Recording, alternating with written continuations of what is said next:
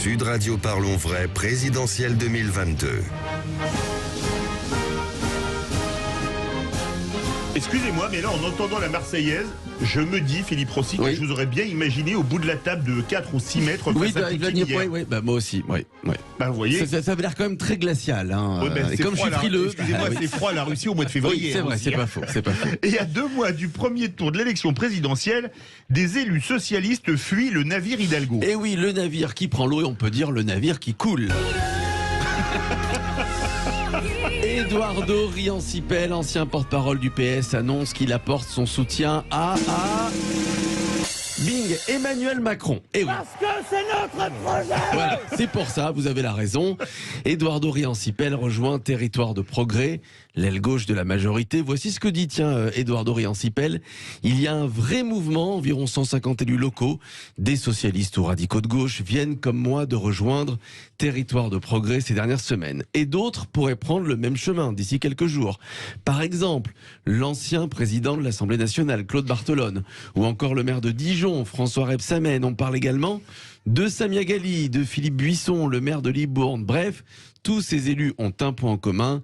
Ils ne voient pas d'avenir chez Taubira et surtout ne veulent pas rester dans le Titanic Hidalgo. C'est pas moi qui le dis, c'est Eduardo Riancipel qui dit le terme Titanic Hidalgo. Tiens, Michel Pouzol. Lui qui est au PS. Je suis extrêmement surpris par la position d'Eduardo Riancipel. Ce qui m'étonne, c'est que je pensais qu'il l'avait déjà fait depuis longtemps. Donc c'est ça qui me surprend. Non, mais les autres. Les autres, Rebsamen, il n'était pas déjà parti. Non, parce que tout cela, c'est un secret de polichinelle. Ça fait longtemps qu'on avait compris de quel côté ils étaient. Oui, bon. Salomon Malka. Riancipel, ça m'étonne d'autant plus qu'il a été pendant très longtemps porte-parole du Parti Socialiste. Je crois même qu'il l'est encore, non ? Non, mais tous ces élus socialistes, il y en a beaucoup, il y en a 150 en tout. Hidalgo, Caroline. donc j'ai envie de vous dire, les rats quittent le navire parce qu'ils ne sont pas sûrs de la campagne de Madame Hidalgo et encore moins de ses chances de gagner la présidentielle. Bon, alors, c'est vrai qu'elle est un petit peu plus de 2%, mais il y a la marge d'erreur, elle peut être à 4 aussi. Oui, elle peut être à 0,5 aussi. Ce qui est inquiétant, c'est que moi je l'ai vécu avec Benoît Hamon la dernière fois. Là, je me dis, qui va quitter qui la prochaine fois, parce que il ne restera personne. À ce rythme-là, il va pas rester grand. On a déjà une certitude pour qui va quitter qui. Vous n'ouvrirez jamais une agence matrimoniale, mon cher Michel Pouzol. Encore un destin raté.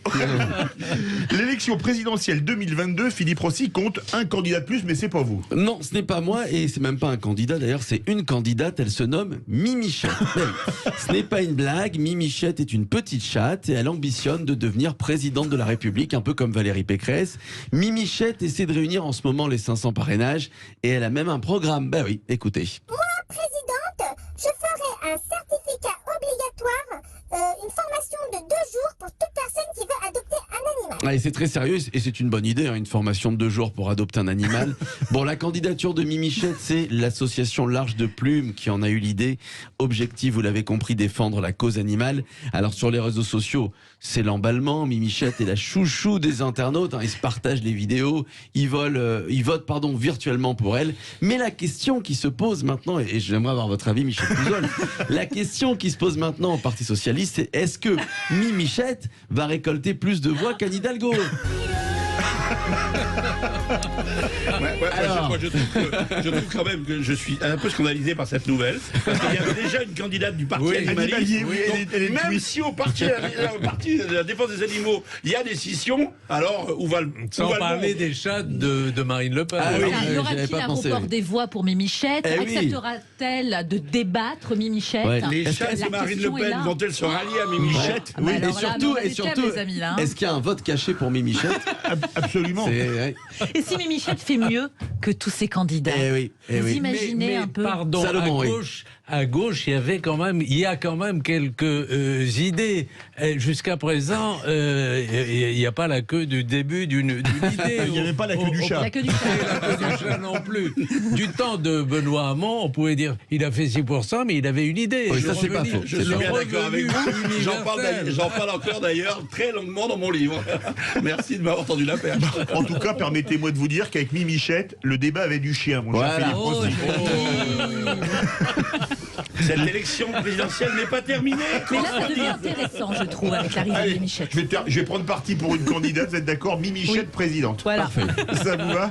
Mimichette fera peut-être chez Michou d'ailleurs, sur la scène, ce serait vraiment Et vous parfait. imaginez face à Poutine ce que ça donnerait? C'est pas rien. Là, je peux vous dire, elle sortirait les griffes. Il n'y a pas de doute là-dessus. Et surtout face au chien molosse de Poutine. D'ailleurs, chat en russe, c'est très beau, ça se dit Kouochka. Je trouve que c'est très joli. À 18h30, notre grand débat EHPAD. A-t-on caché la vérité depuis des années? Vous êtes 95,9% à dire oui. On se retrouve tout de suite avec les vraies voix.